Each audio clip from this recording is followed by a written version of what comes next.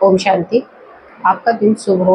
आप जो भी कर्म करें उसमें आपको सफलता मिलती रहे, मेरी यही शुभ भावना और शुभकामनाएं।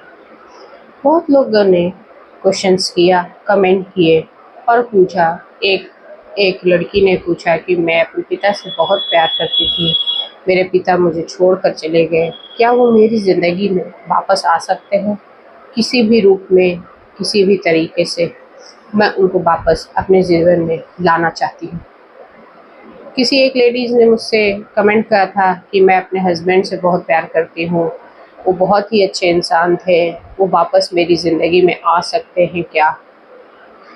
एक लेडीज़ हमेशा ये पूछती हैं कि उनकी एक बच्ची चली गई है, उसने आत्महत्या कर लिया, क्या वो वापस जीवन में आ सकती है क्या? एक भाई ने पूछा था कि मेरे अपने भाई से बहुत प्रेम है और वो भी चला गया और मेरे पिताजी वैसे ही चले गए थे, क्योंकि वो सब वापस आ सकते हैं?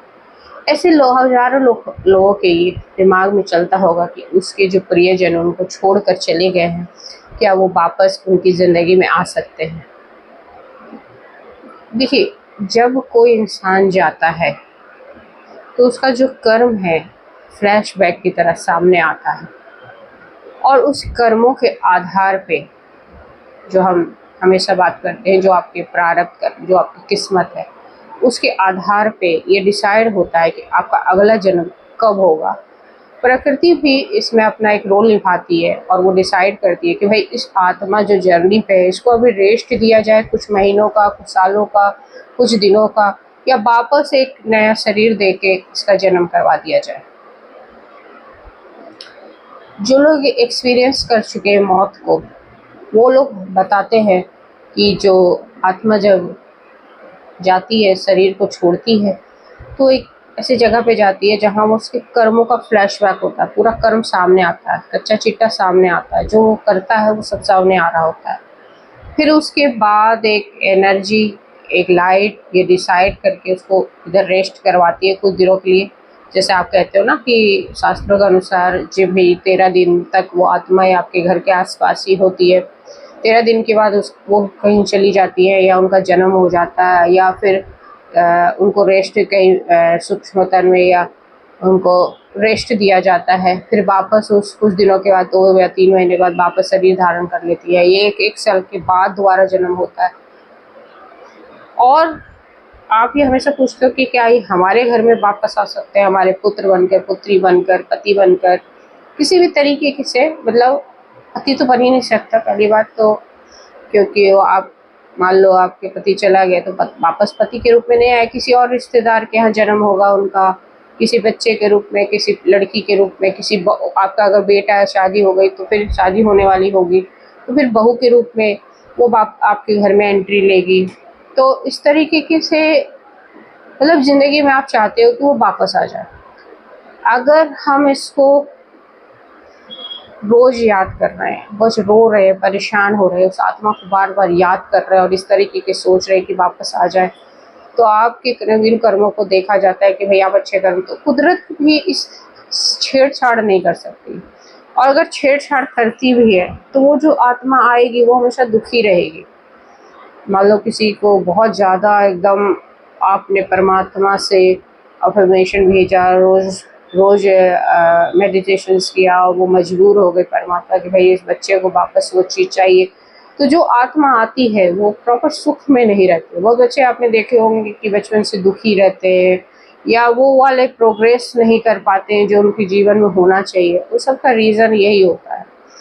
और मान लो आपके घर में कोई आपके बड़े चले गए, आपके पिता चले गए, और आपकी कोई है आंटी या चाची या कोई भी रिलेशनशिप में वो प्रेग्नेंट है उस टाइम में, तो आप कहते हो कि यही आ गए, हमारे दादाजी वापस आ गए, या हमारे पिता वापस आ गए, उनके गोद में आ गए, उनके उनके शरीर पे वैसा ही निशान है जैसा हमारे पिताजी का था, जैसे एक तिल था कान के पीछे वैसा ही है, ये उन्हीं उन्हीं का स्वरूप है, ये वही आत्मा वापस लौट के आ रही है। ऐसे बहुत लोग कहते हैं कि एक ऐसे ही था, एक माँ का अपने बच्चे को करंट लगने की वजह से बच्चा चला गया था, और कुछ दिन के बाद वही माँ प्रेग्नेंट हुई, और उस बच्चे के भी मतलब उस तरीके के शरीर में जहाँ पर करंट लगा था वहाँ पे निशान था, दाग था।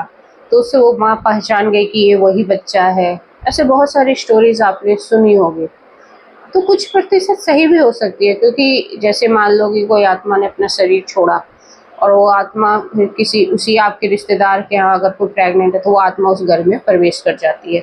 ऐसा भी हो सकता है। इसमें कोई तथ्य सामने नहीं आता है कि भाई इसके पीछे साइंटिफिक लॉजिक यही है कि 13 दिन वो आत्माएं तो घूमती है, वो आसपास ही रहती है, क्योंकि वह कर्मों का हिसाब किताब होता है, कहाँ जन्म लेना है। लेकिन ये तो हमारे जन्म के साथ साथ ही डिसाइड हो जाता है कि हमारी मृत्यु कब होनी है, हमारा जन्म कहाँ होना है, हमारे कर्मों के हिसाब से। हमें मान लो अभी मेरा है पता, अभी मैं हूँ और मेरे को पता है कि मेरी मृत्यु कहाँ होनी है, निश्चित हो गया है मेरा जो मृत्यु, लेकिन आप उसको बदल नहीं सकते हो, आपके हाथ में वो है ही नहीं।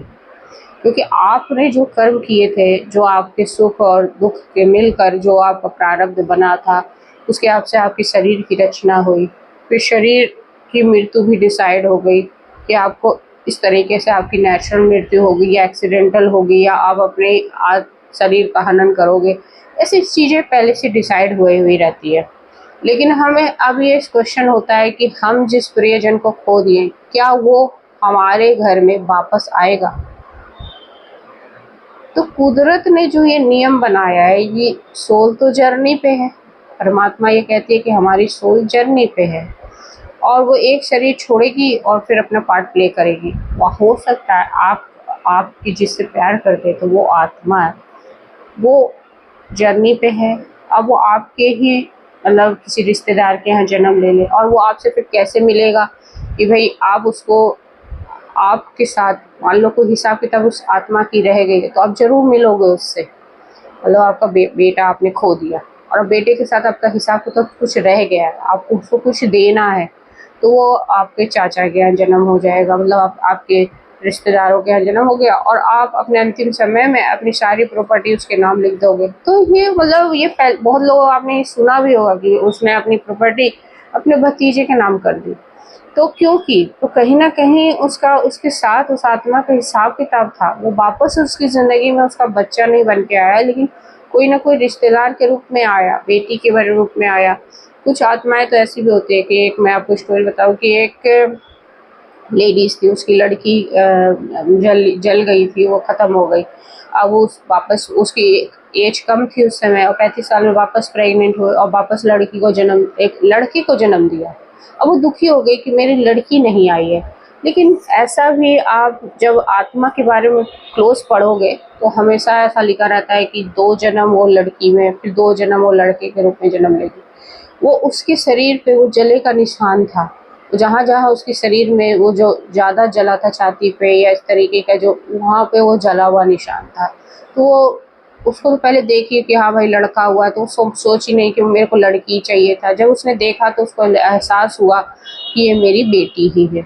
ऐसे बहुत सारी स्टोरी आपको देखने को मिलेगी। लेकिन मेरा ये कहना है कि कुदरत के जो नियम है ना, कुदरत के कुछ नियम भी होते हैं। आप जब भी कभी आत्माओं को अलग अलग तरीके से बुलाते हो, किसी तरीके से, जैसे आप पास्ट लाइफ में जाके या किसी तरीके से उन आत्माओं को छेड़ते हो, तो ये सही नहीं है। कुदरत का कोई भी नियम को तोड़ना सही नहीं है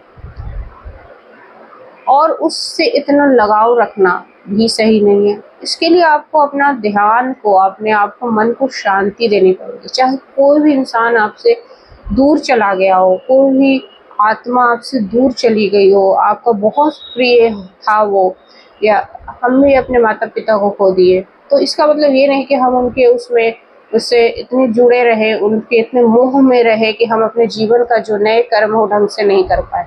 तो हमें इस चीज़ से खुद ही निकलना पड़ेगा। हमें इस जो हमने अपने मन के अंदर जो जाल बना दिया और उसी में हम उलझे उस मोह में।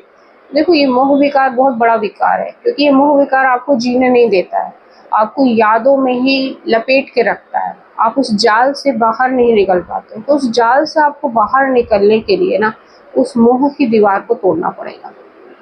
और जैसे ही ये मोह विकार से आप दूर हो जाओगे, डिटैच हो जाओगे, वैसे ही आपको लगेगा कि ये जीवन मृत्यु का तो चक्र है, ये सभी को इस चक्र से गुजरना पड़ेगा और आत्माएं आएगी, उससे लगाव भी होगा। लेकिन जब वो जाएगी तो इतना दुख नहीं है, क्योंकि हम सबको पता है कि भाई हम जर्नी पे है, तो दुख क्या है? अब हर स्टेशन पे जरूरी नहीं है कि वो गंतव्य स्थान पे ही उतरे, बीच बीच में छोटे छोटे स्टेशन भी हो सकता है, तो वहाँ उसको उतरना है तो उतरेगा। लेकिन आपको उसको छोड़ते समय दुख नहीं होना, दुखी नहीं होना, और उसी दुखी में आप पूरा जीवन निकाल देते हो। आधी से आधी बहुत लोगों की तो, एक भाई की तो आधी जीवन निकल गई इसी दुख में कि मेरा बच्चा चला गया, और उसने कोई कर्म भी नहीं किए, और एक बीमारी और आ गई। अब परिवार वाले उसको देख के दुखी हो या उस बच्चे के गम में दुखी हो, समझ नहीं पाते। तो ऐसी स्थिति ना बनने दें। और मेरे से रिक्वेस्ट है आप सभी भाई बहनों से कि इस दुख से आपको खुद ही निकलना पड़ेगा। सिर्फ आप अपने ईश्वर का हाथ पकड़े, वही निकालता है। परमात्मा का हाथ जब पकड़ोगे तो परमात्मा आपको खींच के उस परिस्थिति से निकाल लेगा। और सारे रिश्ते आप उस परमात्मा से क्यों नहीं जोड़ लेते हो, अपने पिता का, पितृ का, भाई का, बहन का, वो तो कभी भी आपका साथ नहीं छोड़ेगा। तो बस यही ज्ञान अपने जीवन में लाइए, यही रिक्वेस्ट है आपसे कि आप यही ज्ञान को आप लेकर आगे बढ़िए कि कोई भी लाइफ में कोई भी चीज़ परमानेंट नहीं है, चाहे वो इंसान हो चाहे वो कोई चीज़ हो, और कुछ और एक तरह की परिस्थिति भी लाइफ में नहीं रहती है, वो भी बदलती है। आपका जीवन सुखमय बना रहे और आप हर परिस्थिति से लड़ने की आपको ताकत मिले। जय हिंद, जय भारत।